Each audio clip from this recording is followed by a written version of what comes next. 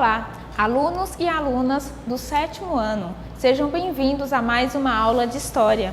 Eu sou a professora Priscila e na nossa aula de hoje nós vamos estudar sobre a Reforma Religiosa. Esta aula ela está direcionada para os estudantes do 7º ano e esse conteúdo faz parte da seguinte unidade temática: Humanismos, Renascimentos e o Novo Mundo.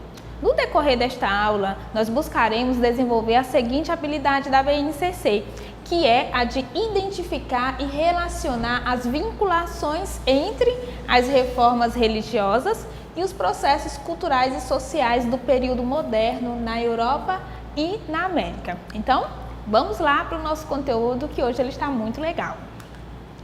Bom, pessoal, então vamos ver o que nós vamos aprender hoje. Olha, de forma mais resumida, hoje nós vamos compreender o que foi a reforma religiosa, tá? E as características desse movimento reformista, ok? Então, na aula de hoje nós vamos conseguir identificar esse movimento, o que foi, vamos conseguir caracterizá-lo também. Além disso, nós vamos identificar e analisar os fatores que levaram à reforma religiosa na Europa. Ou seja, nós vamos compreender quais as causas desse movimento de reforma. Porque quando falamos em reforma, nós falamos de mudança.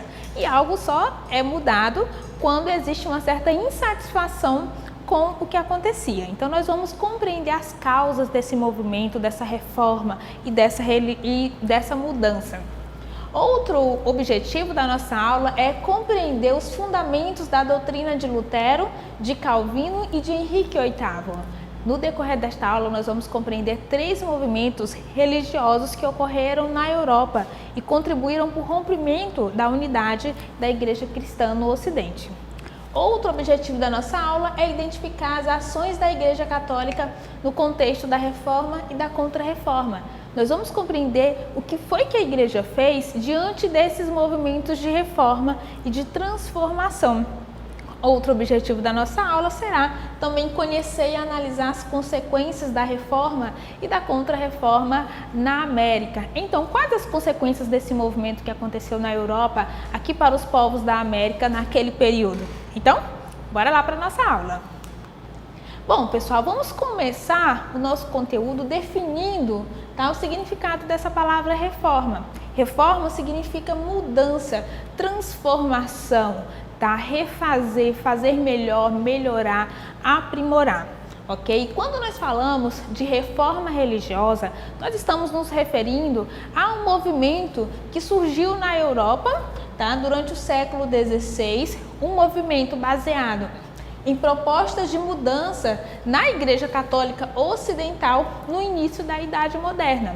Então, olha só, pessoal, esse movimento ele resultou na quebra da unidade cristã na Europa Ocidental.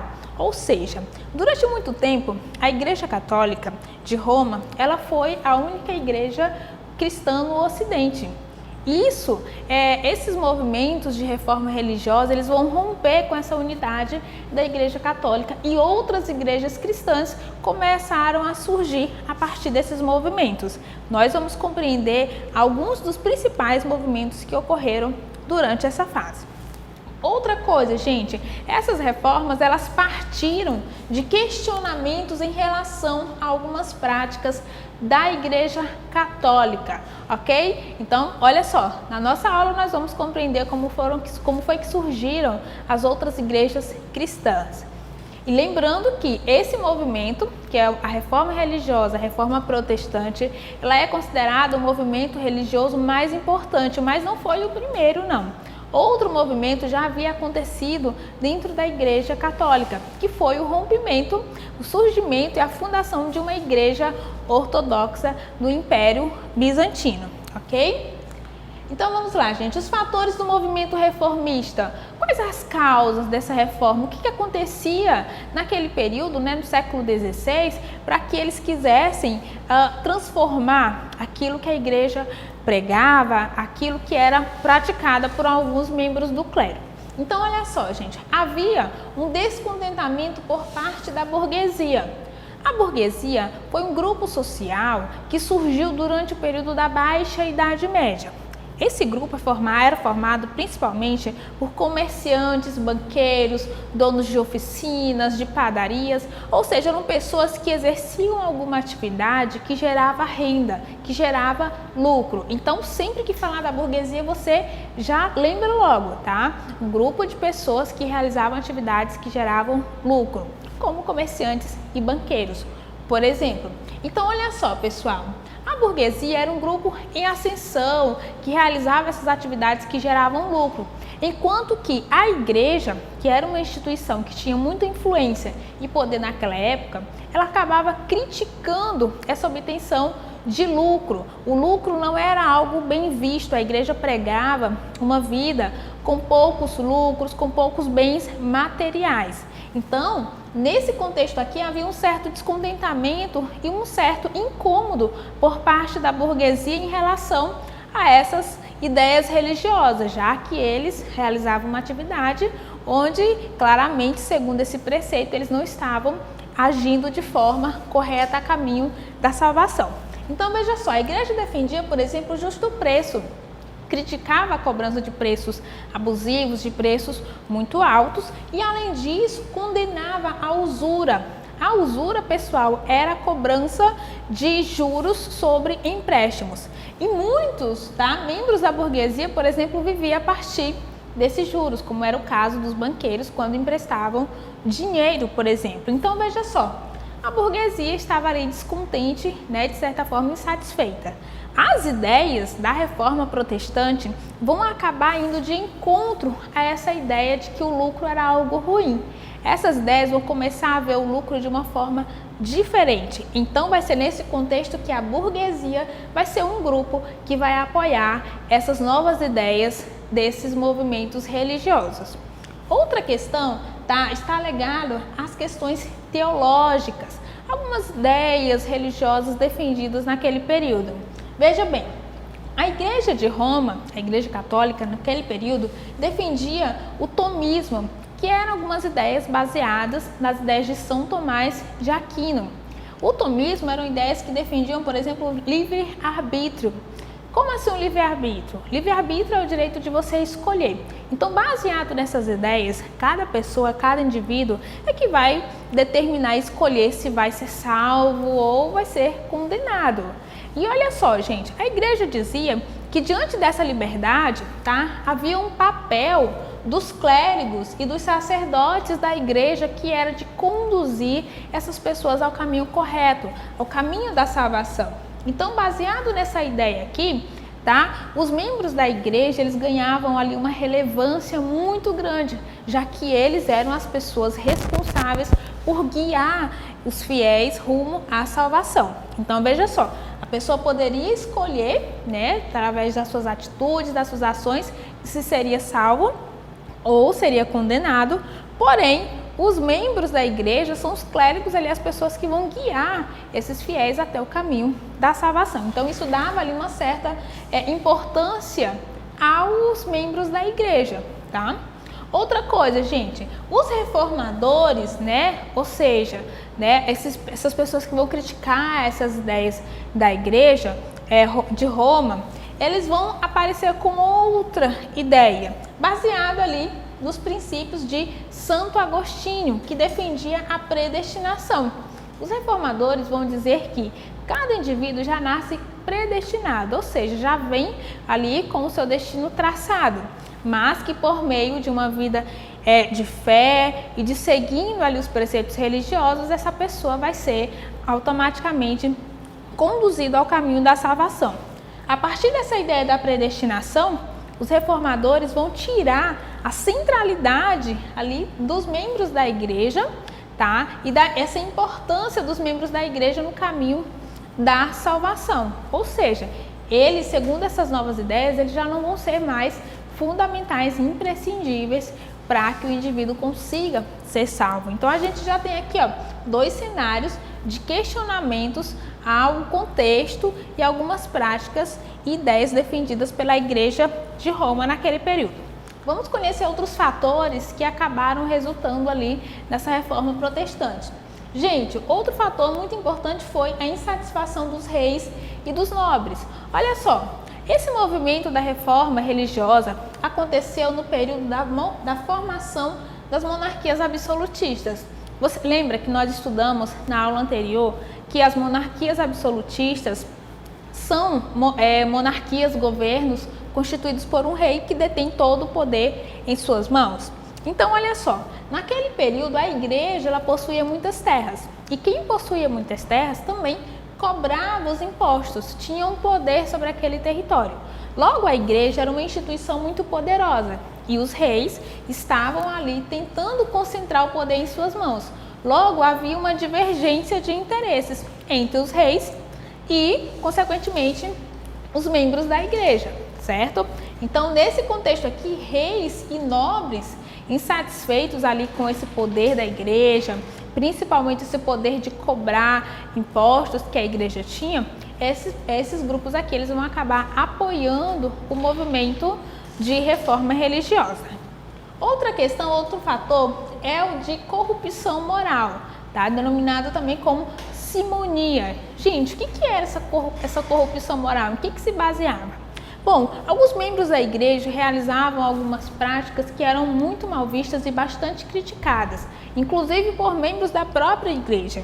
Entre essas práticas estava a venda de cargos eclesiásticos, ou seja, cargos religiosos. Muitas pessoas que tinham certa condição econômica acabavam comprando esses cargos e passavam a exercer esses cargos religiosos sem ter vocação para eles. Então, essa venda de cargos eclesiásticos foram uma das práticas criticadas pelos reformadores. Outra questão era a venda de indulgências. As indulgências, pessoal, eram uma espécie de perdão. Alguns membros da igreja vendiam o perdão, passaram a trocar as penitências por um certo valor pago em dinheiro. Isso eram as indulgências. Então, de repente, as pessoas passavam ali a comprar lotes, terrenos no céu, comprar ali um pedacinho da salvação e assim, por meio desse valor, eles acreditavam que estariam ali sendo salvos e garantindo, né, ali a salvação eterna. Então, isso era a venda de indulgências. Outra prática que corrompia a moral dos clérigos da igreja de Roma no período era a venda de relíquias sagradas, muitas delas falsas, certo? Essas relíquias sagradas eram objetos utilizados pelos apóstolos, eram mantos utilizados por Maria, manto que encobriu o corpo de Jesus, entre outros objetos considerados sagrados. Então a gente tinha o que? Algumas práticas, tá, dentro da igreja que acabavam, cujo resultado era adquirir lucro, tá, aumentar a riqueza da instituição.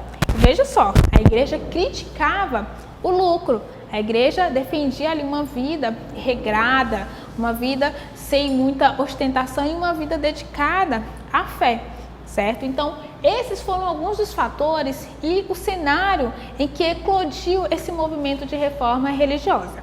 Agora que a gente já entendeu o que acontecia na Europa naquela época, vamos conhecer um pouquinho sobre esses movimentos religiosos? Bom, o primeiro desse movimento acabou resultando na chamada doutrina luterana, que surgiu no século XVI, foi encabeçado e iniciado por Martinho Lutero, monge e professor da Universidade de Wittenberg. Martinho Lutero, pessoal, ele estava lá, na Alemanha. Só que naquele período não existia a Alemanha tal como nós conhecemos atualmente. Naquela época a Alemanha fazia parte do Sacro Império Romano Germânico, mas estava bem na região onde atualmente nós conhecemos como Alemanha. Martinho Lutero, diante daquele cenário, tá, começou a criticar algumas práticas da igreja. Entre essas práticas estava a autoridade suprema do Papa e também, gente, a venda de indulgências. Aquela ideia de comprar o perdão. Lutero defendia que o perdão e a salvação vinham por meio da fé. E que se a pessoa tem fé, ela terá boas ações e, consequentemente, ela vai ser salva. Então, Martinho Lutero, diante dessas situações, dessas práticas da igreja, acabou escrevendo um documento que continha 95 críticas à igreja. Esse documento ficou conhecido como as 95 Teses. E Martinho Lutero acabou pregando esse documento bem na porta da igreja, né, onde ele pregava, onde ele exercia o sacerdócio. Essa prática de Martinho Lutero acabou resultando em um movimento onde muitas pessoas acabaram aderindo a essas ideias. Muitas pessoas já estavam incomodados com algumas práticas da igreja.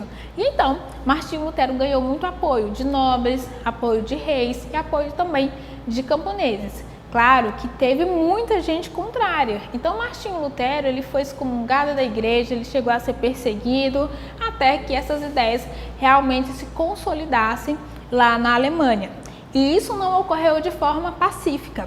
Ok? Nós não vamos estudar esse percurso detalhadamente, mas vamos conhecer aqui alguns dos princípios defendidos na doutrina luterana, alguns princípios que surgiram das ideias defendidas por Martinho Lutero. Bom, nas ideias da doutrina luterana, Lutero defendia a predestinação, ou seja, cada pessoa está destinada à salvação, já vem ali com um caminho traçado e diante de uma vida que é seguida, né, e regrada com base na fé de uma pessoa que segue os preceitos religiosos, essa pessoa vai conseguir automaticamente alcançar o sucesso naquilo que ele foi designado e assim a pessoa vai ser salva, ok? Então a justificação da salvação vem pela fé, antes de tudo.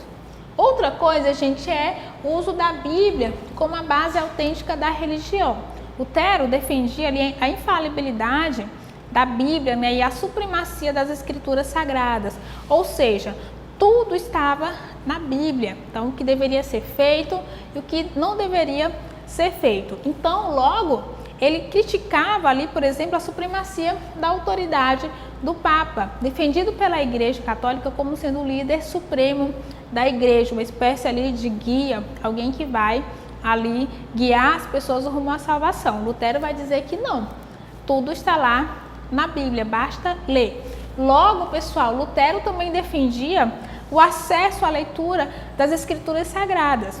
Lutero, inclusive, acabou traduzindo a Bíblia do latim para o alemão. Isso contribuiu muito para que muitas pessoas tivessem acesso à leitura do texto sagrado, já que naquele período o idioma oficial das escrituras e também dos cultos religiosos era o latim.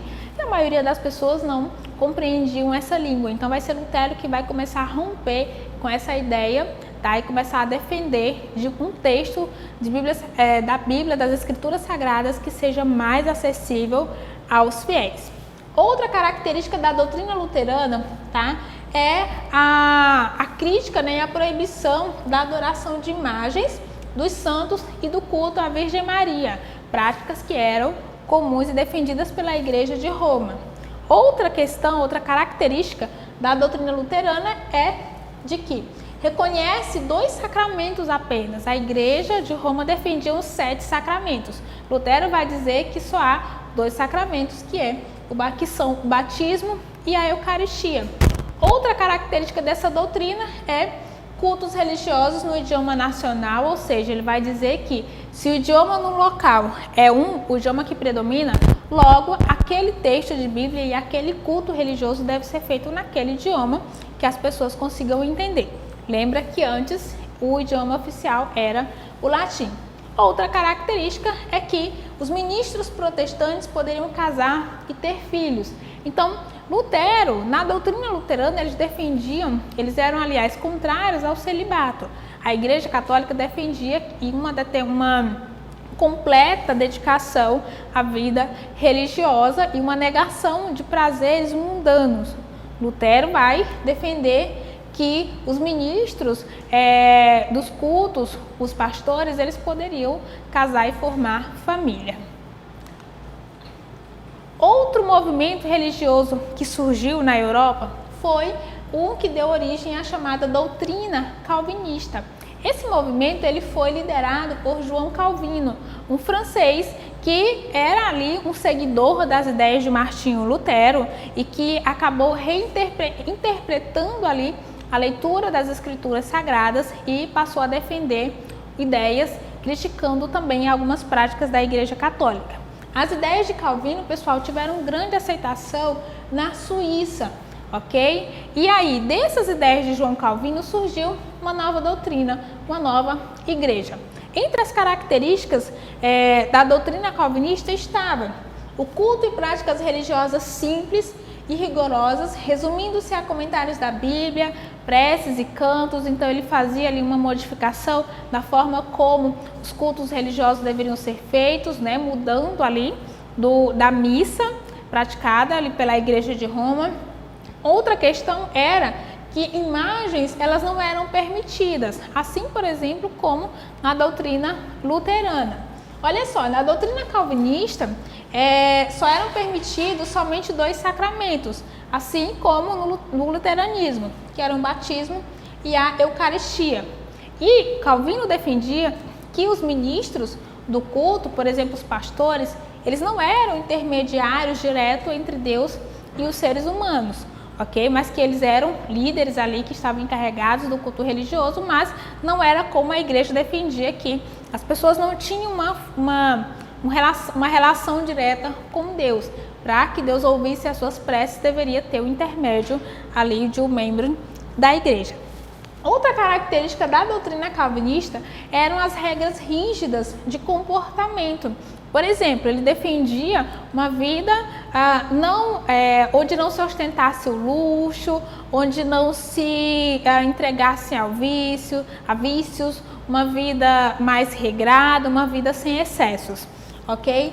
E outra característica da doutrina calvinista era o reconhecimento do lucro e a exaltação do trabalho. Os calvinistas, pessoal, defendiam também a ideia da predestinação. Essa predestinação à salvação estaria ali exposta e visível no sucesso econômico, por exemplo. Cada pessoa que tivesse sucesso e conseguisse, né, se destacar na atividade em que realizava, isso era um sinal de que era uma pessoa salva, era uma pessoa escolhida por Deus. E isso se dava porque era uma pessoa que era feita ao trabalho e que vivia uma vida de fé e que por isso foi recompensado e conseguiu ali se destacar. Então, na doutrina calvinista, o lucro que era condenado pela igreja passa a ser algo aceitável, algo reconhecido como legítimo e como sinal de salvação. Logo, os membros da burguesia vão ser grandes adeptos da doutrina de Calvino, que acabou se espalhando por várias regiões da Europa. Vamos conhecer aqui, pessoal, um pouquinho sobre como que foram essas ideias de Calvino em outros lugares da Europa. Por exemplo, os calvinistas na Inglaterra, eles passaram a ser chamados de puritanos. Então, se você vê essa palavrinha, que significa os predestinados, você sabe que são os adeptos das ideias de Calvino que estavam na Inglaterra. Na França, os calvinistas eles eram chamados de huguenotes, ok? E também na Suécia, eles eram chamados de presbiterianos. Inclusive, pessoal, John Knox acabou fundando a igreja presbiteriana na Escócia, uma igreja que tinha uma estrutura religiosa baseada, em conselhos formados por membros da sociedade civil, que eram os presbíteros, e isso contrastava com a prática da Igreja de Roma, que era onde os conselhos eram formados exclusivamente por religiosos. Então, olha só, a gente tem ali uma expansão das ideias de Calvino pela Europa e uma ampliação dessas ideias desse movimento religioso. Bom, um outro movimento que surgiu foi o que deu origem à Igreja Anglicana. Esse movimento também é chamado de anglicanismo. Foi um movimento que teve características particulares, porque quem encabeçou esse movimento foi o rei Henrique VIII, o rei da Inglaterra naquele período. Henrique VIII era um rei que tinha um interesse ali em se apoderar das terras da Igreja Católica. Lembra que eu falei no começo da aula que a Igreja Católica tinha muitas terras, tinha muitas posses, cobrava muitos impostos e, consequentemente, tinha muito poder sobre muitas regiões da Europa? Então, olha só, na Inglaterra não era diferente. E então, o Henrique VIII já queria ali diminuir esse poder da igreja, se apoderar dessas terras, poder cobrar esses impostos. E aí, ele só encontrou ali um motivo, um pretexto para poder iniciar esse movimento de contestação da igreja lá na Inglaterra. Então, olha só, o que aconteceu para ele começar a contestar essas ideias da Igreja Católica?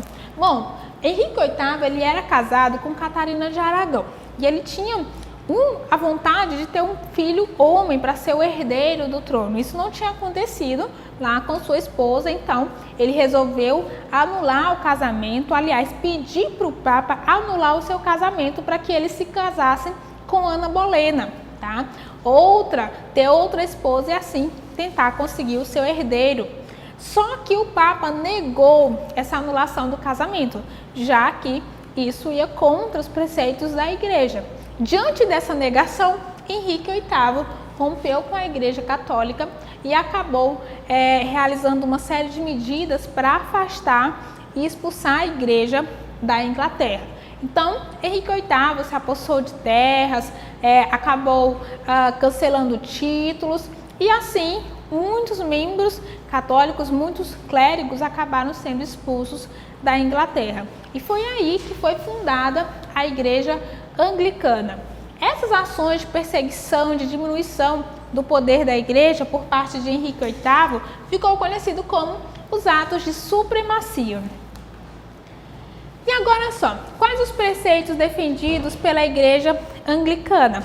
A Igreja Anglicana ela incorporou muitos princípios da doutrina calvinista, como por exemplo a justificação pela fé. Então, o que garante a salvação é, antes de tudo, a fé que vai guiar as ações das pessoas rumo à salvação. Outra coisa foi a valorização da pregação e a negação da autoridade do Papa. Então, olha só, Henrique VIII também vai dizer que o Papa não é o líder supremo da igreja, tá? Então, ele vai ali diminuir essa autoridade, vai dizer que a autoridade do Papa não é uma autoridade suprema, infalível. Outra coisa, pessoal, é que Henrique VIII ele mantém ali algumas estruturas eclesiásticas e também do culto já praticado pela Igreja Católica. E outra característica da Igreja Anglicana é que os cultos passaram a ser ministrados em inglês. Assim como Lutero defendia que a leitura da Bíblia, os textos bíblicos e as missas fossem realizadas ali no idioma local, como na Inglaterra se falava o inglês, né, era o idioma mais falado naquele período, ele defendia que tanto os cultos quanto os textos religiosos também estivessem acessíveis nesse idioma para que as pessoas entendessem e assim pudessem, de fato, professar fé para assim ser salvos. Então, nós temos aqui o quê? Um outro movimento de contestação às práticas da Igreja Católica. E aí você pode se perguntar, diante de todas essas ideias e críticas, a Igreja Católica não fez nada? Bom, pessoal, a Igreja Católica fez sim. Iniciou um movimento que ficou conhecido como Contra-Reforma ou Reforma Católica. Nesse movimento, a igreja passou a tomar algumas medidas para poder barrar a propagação das ideias protestantes. Claro, até porque a igreja estava perdendo o território, a igreja perdia poder e a igreja também perdia muitos fiéis, que muita gente acabava aderindo a essas ideias e a essas novas doutrinas. Então, o que a igreja fez? Entre 1545 e 1563, a igreja realizou o Concílio de Trento, que foi uma série de reuniões onde os membros da igreja passaram a discutir algumas ideias, né? O que eles iriam fazer. Nesse Concílio de Trento, tá, foram reafirmados alguns dogmas e ritos católicos. Nesse concílio também, a igreja aboliu a venda dos cargos eclesiásticos, a venda de relíquias sagradas e a venda de indulgências. Então, isso passou a ser criticado pela igreja, tá? E passou a ser considerado errado. Outra coisa, tá, gente, que ficou defendido no Concílio de Trento foi que a salvação se dava, sobretudo, pela fé e pelas boas obras. Então esse foi um preceito reafirmado pela Igreja Católica. Outra coisa foi que a Igreja ela voltou a reafirmar a infalibilidade, né, e a supremacia da autoridade do Papa. Ou seja, a Igreja continuou dizendo, olha, o Papa é o líder supremo da Igreja, isso permaneceu. Outra ideia defendida e reafirmada pela Igreja foi a ideia do celibato do clero, ou seja, os membros, os clérigos deveriam ter uma vida dedicada a Deus. Por isso, tá, muitos padres não podiam casar e nem constituir família. Outra ideia e dogma reafirmado pela Igreja foi ali a permanência dos 7 sacramentos. Tá? Os movimentos religiosos, os movimentos protestantes, eles defendiam apenas 2, que eram o batismo e a Eucaristia. A Igreja reafirmou os 7 sacramentos, que são o batismo, a Eucaristia, o matrimônio, a crisma, a ordem, a penitência e a extrema unção. Outra coisa, tá, gente, foi que a Igreja continua reafirmando o emprego do latim na Bíblia e na realização das missas. Isso aqui é muito importante destacar, que isso foi no contexto ali de Contra-Reforma. Depois, isso mudou. Outra coisa foi a criação de seminários para a formação do clero e a elaboração do catecismo. Olha só, a Igreja começou a investir na formação dos religiosos, para que eles tivessem mais conhecimento das Sagradas Escrituras e pudessem seguir de forma mais fiel a sua vocação. Outra característica e outra prática do movimento de Contra-Reforma foi o fortalecimento do Santo Ofício da Inquisição. Gente, a Inquisição foi um órgão, uma espécie de tribunal, que tinha como objetivo vigiar e regular a fé e a vida dos fiéis. Então, esse tribunal ele era responsável ali por fazer ali um julgamento das pessoas que não estavam seguindo a religião corretamente, os chamados pecadores, os hereges. Então, esse órgão ele era responsável por fazer esse julgamento. Esse órgão também foi responsável pela realização, pela prática de muita violência em relação às pessoas consideradas hereges. Então, muita gente chegou mesmo a ser condenado à morte. Então, esse tribunal tinha ali esse objetivo de vigiar e regular a fé das pessoas, garantindo que todo mundo seguisse ali a doutrina cristã direitinho. Outra coisa que foi realizado desse movimento de Contra-Reforma pela Igreja Católica foi a fundação da Companhia de Jesus. Tá? A Companhia de Jesus ela foi fundada pelo padre espanhol Inácio de Loyola em 1534 e foi reconhecida pelo Papa em 1540. A Igreja se utilizou dessa nova ordem religiosa para poder propagar a fé cristã por outros lugares. Inclusive, pessoal, a Companhia de Jesus foi uma ordem religiosa que atuou bastante, por exemplo, aqui nas regiões da América, nas novas colônias ali de Portugal e da Espanha. A Companhia de Jesus foi ali um instrumento de evangelização e de catequização dos povos do Novo Mundo, dos povos nativos. E isso acabou contribuindo para a propagação da religião cristã por outros lugares. Porque qual era o objetivo da Igreja? Era propagar o cristianismo e defender a fé católica frente a esses novos movimentos religiosos. Então, a Companhia de Jesus, tanto a Companhia de Jesus quanto a Inquisição tiveram um papel fundamental aqui nas terras do Novo Mundo, nas colônias de Portugal e Espanha. Então, esse movimento religioso ele acabou tendo reflexo aqui nos territórios da América, tá bom? Então, olha só, gente, as consequências da reforma religiosa, de forma geral. A primeira delas nós podemos destacar a diminuição da influência e do poder da Igreja e o surgimento de novas igrejas cristãs, como a Igreja Anglicana, a Luterana e a Calvinista. Então, antes da reforma religiosa, aqui no Ocidente só havia a Igreja Cristã de Roma, a Igreja Católica. A partir desse movimento, outras igrejas passaram a surgir, igrejas que tinham o Evangelho como os livros, como a base ali da doutrina e da fé. Por isso, essas igrejas também são chamadas de evangélicas. Outra consequência da reforma religiosa, além do surgimento de outras igrejas cristãs, é aí a diminuição da interferência da Igreja Católica no poder político dos monarcas e o fortalecimento dos princípios sociais e econômicos da burguesia. Então, olha só, antes da reforma, a igreja tinha muito poder e acabava muitas vezes tendo mais poder em alguns territórios do que os próprios reis. Com a reforma religiosa, essa situação mudou. Em muitos lugares, os reis concentraram o poder absoluto e houve ali uma certa retração da interferência da igreja nas questões políticas, por exemplo. E outra coisa ali, a burguesia, que era um grupo que antes era criticado pela ideia da acumulação de lucro, passou a ser um grupo ali cujos preceitos, princípios sociais e econômicos passaram a ser aceitos, passaram a ser vistos de outra forma. Outra consequência da reforma religiosa foi a tradução da Bíblia para outros idiomas, entre eles o alemão e o francês. Desta forma, mais pessoas passaram a ter acesso à leitura da Bíblia.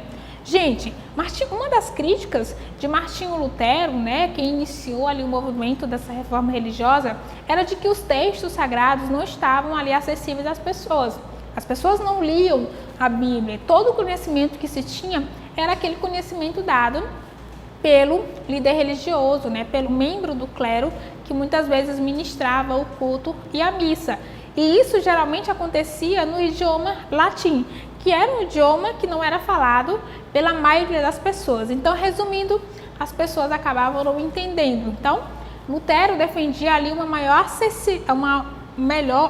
acessibilidade a esses textos sagrados, e para isso deveria estar ali no idioma local, no idioma que as pessoas conseguissem entender. E isso facilitou ali a tradução da Bíblia para outros idiomas, e com a invenção da imprensa, que já tinha sido inventado naquele período, isso acabou aumentando ali a propagação da Bíblia e também de outros textos, de outros materiais. Outra consequência da reforma religiosa foi o surgimento de conflitos sociais de ordem religiosa, além de perseguições pelo mesmo motivo. Bom, gente, quando os protestantes, os reformadores começaram a divulgar essas ideias e muita gente começou a seguir, claro que houve represálias por parte de católicos em relação aos protestantes, e isso resultou em muita violência. E de outro modo, também os protestantes, em algumas regiões onde eram a maioria, realizavam muitas violências e perseguições a católicos. Então, de ambos os lados, houveram ali práticas de intolerância religiosa, porque cada grupo queria impor ali a sua visão sobre a religião e obrigar a outra pessoa a seguir.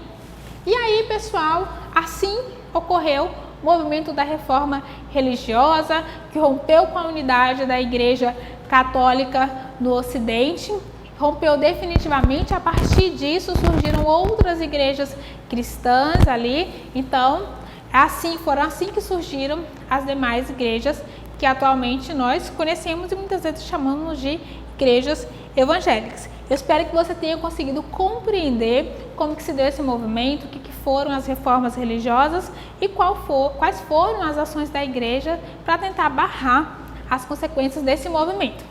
Olha só, gente, muito obrigada pela tua atenção. Eu te espero na próxima aula.